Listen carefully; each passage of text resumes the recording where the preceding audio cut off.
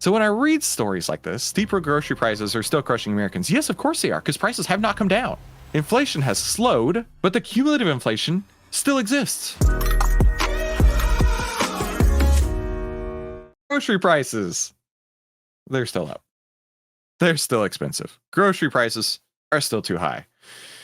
Inflation has fallen, but steep grocery prices are still crushing Americans. When I see this, inflation has fallen, but steep grocery prices are still crushing Americans. Okay, here's an ad. You've got to understand how inflation works. Inflation is the rate of change over a period of time. Okay, inflation is the rate of change over a period of time. Now, these particular rates here were, less than 1%, 2%. This one spiked up to 7, 6.5, 3.5, 3.4, and 3.1. At no point in time does that say prices have come down. It doesn't say prices came down. It never did. It never said prices came down. It says the rate of change in the growth of prices has slowed. It's like you were pushing on the gas pedal. You're still pushing on the gas pedal. You're pushing a little bit deeper on the gas pedal. You're pushing a little deeper. You've let off a little bit. Now you're flooring it. You're all the way mashed on the floor. You're still going fast, right? But okay, you've backed it off a little bit. You've never taken your foot off the gas pedal. You've never once slowed down. You're still accelerating. You're just accelerating slower. You're still accelerating. You are still going up fast, but you're slowing down how fast you're going up. So when I read stories like this, steeper grocery prices are still crushing Americans. Yes, of course they are, because prices have not come down. Inflation has slowed, but the cumulative inflation still exists. Inflation is falling faster than most economists. Economicists? You ever watch, what is that? Is it Happy Gilmore or whatever it is? One of those Adam Sandler movies where he's trying to say hippopotamus and he says hip hop anonymous. Yeah, that's how I feel right now. Inflation is falling faster than the most hip hop anonymous expected, but steep food prices are still taking a large bite out of Americans' budgets. Grocery prices have surged more than 21% since the start of 2021. That's what I'm talking about. This is cumulative. This is 21% growth overall. Cumulative growth, okay? Outstripping the overall 18% pace of inflation during that same period. And the pace of prices increase for food has slowed in recent months, but the overall cost of many grocery store staples is still marching higher. That's what I'm saying. It's still going higher. We don't have deflation. We do not have disinflation. This is what we need before the prices come back down. Now, I actually do have hope. I don't know how well you remember, like the 2008 timeframe. I was just graduating college. I graduated college in May 2007. I took a semester off and I did my grad school MBA from all of 2008. So January 2008, I graduated in December 2008. And what I remember during that time was like the Applebee's 2 for $20, right? Appetizer, 2 people can eat $20. And so that was my first clue that like there was a lot going on out there. I was still really green in the world, right? I was still, not paying attention. But because I'm a college kid, who cares? But I started finding more and more times where I felt like the prices were getting less and less expensive, which is great. And this weekend, my son was telling me he saw, hey, Dad, they're having buy one, get one free Subway footlongs. And I was like, that's a good sign. I don't know if you've been to Subway lately, but man, back in my day, I used to get the meatball subs and okay, I'm weird on my meatball subs. Total side tangent. I would get this is what I've always had since I was like a little kid. I love it. I love vinegar. So I would get the meatball sub and then I get banana peppers, I get pickles, and just like drench it in vinegar, right? Drench it so much in vinegar where you have to eat it with a fork and a knife because you're not holding that sandwich. It's so soggy.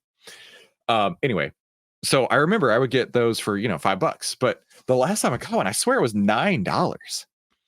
And now Subway's having buy one, get one. I think that could be a leading indicator, right?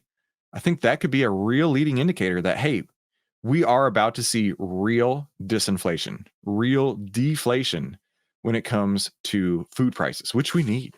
We need. Oh, you can't tell me we don't need deflation in food prices. Because when you're stacking all of this year over year, People are just running out of money to pay for anything, right? Man, I tell you what, we went to a restaurant this weekend. It's one of our favorite restaurants to go to. Delicious food. And we hadn't been there in a little while. And our bill was like $95. Okay. Our bill was $95. And they gave us plasticware and a paper napkin. I looked at my wife and I'm like, we have a $95 dinner and I'm eating with plasticware and a paper napkin. This is not good. This is not going to cut it. So I'm really thinking that we might start actually be seeing the beginning of the prices starting to pull back. And this person says prices rarely go back. Well, prices rarely go back down. There's disinflation. Hang on. There's disinflation, meaning the rate of increases slows down, which I guess is where we're at. That's disinflation. But the way we dig ourselves out of this is people make more money above the rate of inflation. And so Robert Frick, a corporate economist at Navy Federal, actually kind of might know that guy, told Fox Business. That's happening right now because it's not a quick solution. It's going to take 2 or 3 years before people feel real relief from the surge of inflation, especially with things like food. Now, I'm going to have to disagree with Mr. Frick here because we're not going to see 20 and 30% increases in pay to make up for this. We're not going to see that. The only way that we're going to see prices come back down in food is for people to demand it, right? The Kellogg CEO last week was actually criticized. He came out and he's like, hey, inflation's killing you. Have cereal for dinner. Having cereal for dinner is how you fight back. Having cereal for dinner is how you take back people's power and bringing the prices down, right? If you stop going to these restaurants where they charge you $95 and they give you plasticware and napkins and paper napkins, if you fight back and you say, I'm not going there, I'm just going to eat at home, how are they going to lure you back, right? Maybe some new menu items, maybe. But if they cut their prices, by all means, I'll be a lot more excited to pay, I don't know, $39 and have plasticware instead of $95 to have plasticware.